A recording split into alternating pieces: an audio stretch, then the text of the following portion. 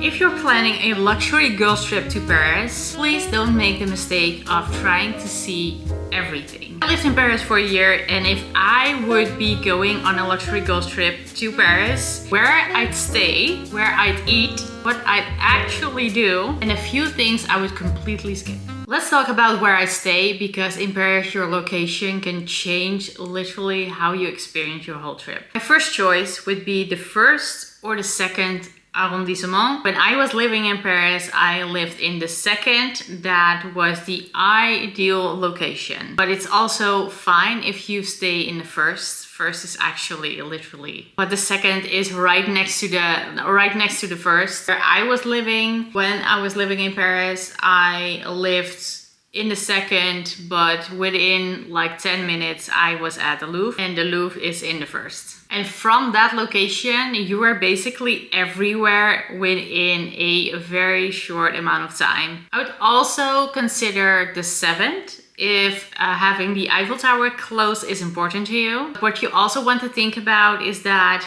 the seventh is literally rich versus poor, because there are a lot of, there are rich neighborhoods there, you know, because I mean, the Eiffel Tower. But there are also a lot of scammers at the Eiffel Tower. And also the 8th, if luxury shopping is high on your list, you will be close to the Champs-Élysées and all the luxury designer stores. So that's also a good place to be. And I'm deliberately recommending areas instead of hotels here, because basically the time that I went to Paris before I went to live there, I was not luxury traveling because I was not on that budget yet. Then I moved to Paris for a year, and obviously I stayed in my apartment. And when I went back last June, I was staying in a 5-star hotel, but that was not a hotel that I would recommend to you, so I won't. So that is why I'm talking about neighborhoods, about areas, about arrondissement. And if this is already helping you planning your Paris girls trip, give this video a like. It helps me know you want more girls trip guides like this. Now, my favorite part of Paris, eating. Please, the worst thing that you can do in Paris in terms of eating is to just quickly grab a bite somewhere that you're passing. Paris is about long lunches, long dinners, and if you want to do Paris right, you want to do that right. You know, having a long lunch, just ordering a bottle of wine and just sitting there, enjoying the view, enjoying the people, enjoying Paris. That's how you should be doing it, and especially with your girls. And 3 restaurants I would happily recommend, because I have been there obviously. And every time I go back to Paris, I go there. Le Jardin des Presbourg. It's close to Arc de Triomphe. Sphere. I actually, to be really honest with you, I don't know where it's located in Paris, because I always just take an Uber there and take an Uber back, and I'm not walking anywhere. So I actually have no idea where it is. And Kinagua is a restaurant where I definitely went multiple times when I was living there, because it was in my neighborhood, so it's in the second. I know where that is. It's in the second, and I would definitely recommend that restaurant as well. And if you want something more traditional, more intimate, then I definitely recommend Le 5 Mars. It is a very small restaurant. It looks very old, but the food and the wine and the people is amazing. If you really want to experience Paris, go there. Definitely go there. And for drinks, I have my all-time favorite wine bar where I might have been more than 20 times. I say without any kind of shame, because I just love it. Is Au Chateau. It's also located in the second. It was maybe a 5-minute walk from my apartment in Paris, so can you blame me? But it is an amazing wine bar, so definitely go check that out. And if you are more into a like cocktail bar vibe, then definitely go to Solera Paris, which is a cocktail bar. I believe it's located in the 9th. So basically leave room in your itinerary so that you can sit somewhere and have a bottle of wine and escargots or oysters, and just sit and drink with your friends and laugh and have a good time, because that is really like, that is needed in a girls trip, okay? Very much needed. That is Paris. Concerning things to do, I am probably going to be a little controversial here, because I am going to recommend fewer things than you might expect. Yes, see the Notre Dame. I love the Notre Dame. Book in advance, because otherwise you will regret it. And yes, also do a boat cruise on the Seine. I know it's touristy, but I don't care, because it is something you have to do. It is so gorgeous. It will take you past by the Eiffel Tower and all the gorgeous things that Paris has to offer. You will really see Paris that way. I wouldn't even mind doing it a second time, because it is just truly awesome. One of my most favorite things to do in Paris costs literally nothing, and that is to walk. Walk through neighborhoods, walk around Paris, go to a boulangerie in the morning and get a fresh croissant or pain au chocolat. I know that when I was living there in Paris, I always went to the same boulangerie every single morning to get a pain au chocolat. Yes, that gave me an extra 5 kilos, but it was amazing. And on the other side, you also walk a lot in Paris. So, you know, as long as you walk a lot, it's all good. And then walk through the Jardin des Tuileries. I love that. That is pretty much next to the Louvre. It is such a gorgeous park. It has fountains. It has like, yes. I used to walk there a lot, and then walk on straight towards Place de Concorde, and then just go into a side street. You will see so many great things. You will literally see Paris. That is Paris. Do not spend 3 hours in the Louvre. It's such a waste. It's such a waste. You should not spend your hours in Paris inside a building. You have to spend them outside. Outside is Paris, inside is just... Because my favorite memories from living in Paris was just walking there. I so miss my walks in Paris. I'm telling you, as a girl who loves Paris with her whole heart, I can never see the Eiffel Tower too much. Like, I don't need to go to the Eiffel Tower. I don't need to go inside the Eiffel Tower. Just seeing it appear in the distance, yes, please. And obviously, if this is a girls trip, we're going shopping. So Rue Saint-Honoré is literally my favorite street to go luxury shopping.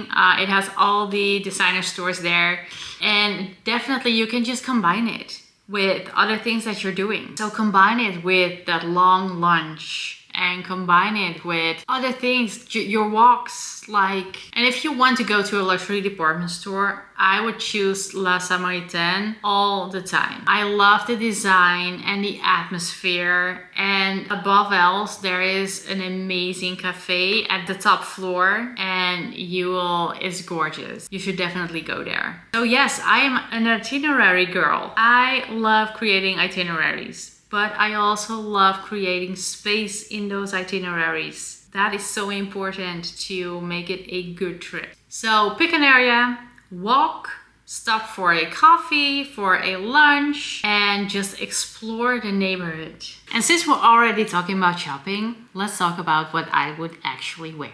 So if you're planning a girls trip to Paris this fall, this is exactly what I would wear. So I would start with a beautiful long sleeve dress like this one. It keeps you very warm. It's super comfortable. You can make the split as high as you want. So I would wear this with cute boots like this, and a jacket, leather jacket, full leather jacket, by the way, from Mango. And then you're all set. Such a cute outfit. Maybe even a Paris tote.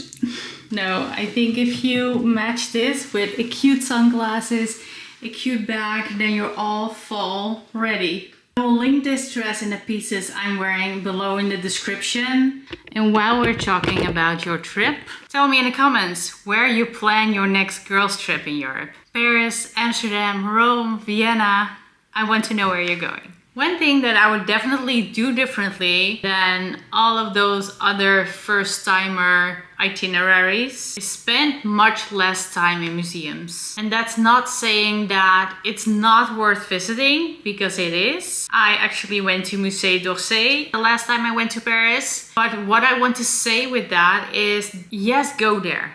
But go there for an hour. Go see what you want to see. Don't spend 3 hours in a museum, because that's such a waste of your Paris trip. So for me, Paris itself is the experience outside. So go to that museum, go watch what you want to watch inside that museum, because you want to spend the rest of your time really just experiencing the city. And finally, one thing that I have learned from actually living in Paris is to take care of your belongings. As long as you do that well, you don't have to be scared that someone's going to steal from you. Because I know there's a lot videos on Instagram, TikTok. There are so many people who got stolen from, but honestly, I have been there. I don't even know how many times. I lived there for a year. I never got stolen from once. I think it all depends on how careful you are with your stuff. Don't leave your bag open. Don't put your bag somewhere and walk away.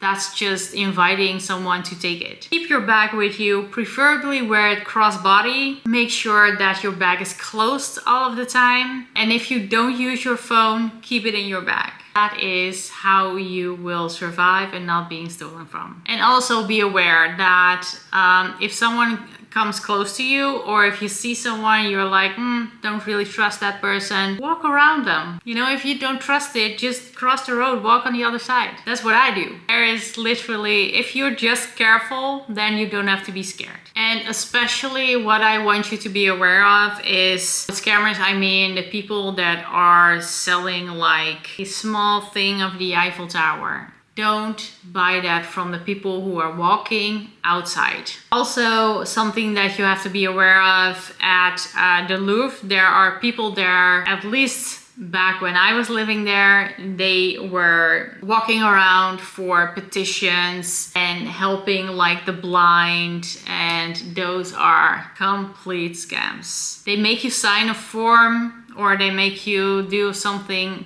I don't even know what it is, but what you want to do is not talk to them. When they come to you, you want to walk around them, ignore them. Don't let them come close to you. If I could give you one piece of advice for planning your girls' trip to Paris, leave space open. Make sure that you have room for a slow morning. Make sure that you have room to actually enjoy an hour at the spa. Because yes, I would definitely recommend that. That is something else than spending an extra hour inside a museum. Cannot be compared. Okay? Paris really is a city that you have to enjoy. You have to experience it. That's why I miss Paris every single day. Do what you feel like, but make sure that you are experiencing it like a local, because that's actually how you want to do it. Don't be a tourist, be a local. And if you're planning a luxury girls trip somewhere in Europe, subscribe, because that's exactly what I'm helping you plan here.